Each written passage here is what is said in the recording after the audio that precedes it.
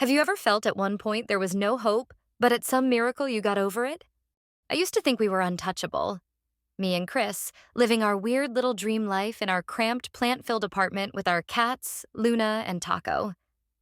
Every morning, he'd make pancakes while I brewed my absurdly strong coffee, and we'd sit in mismatched chairs, laughing about memes or arguing over which playlist to play.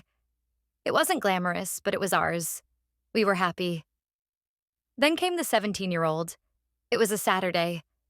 I remember because I had just put on my favorite hoodie and was stirring lemon tea when the wall exploded.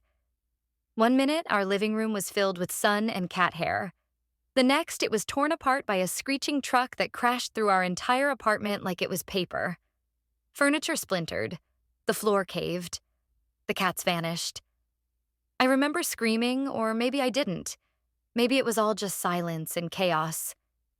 The kid had stolen the truck in some wild burst of rage. He didn't know us, didn't care.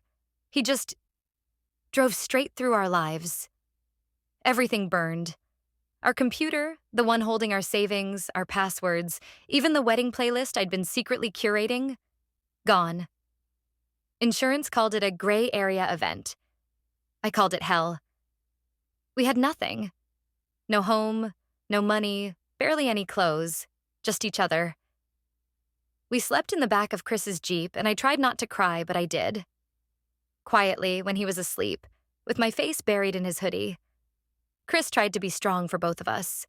He punched the steering wheel once and whispered, "I'm sorry, I should have backed up the drive."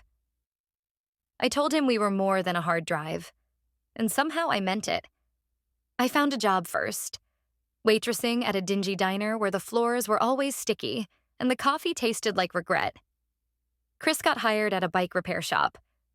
We were broke, exhausted, and constantly one bad day away from breaking. But we didn't break. We started a jar we called the Comeback.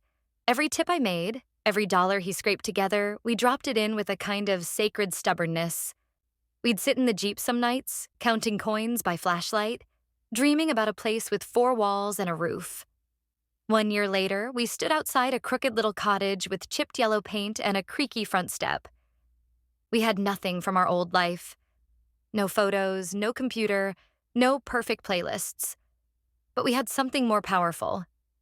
We had each other. Chris kissed my forehead and whispered, "We're home." And this time, I knew better than to think we were untouchable. But I also knew this. Whatever comes next, we don't break. Not ever again.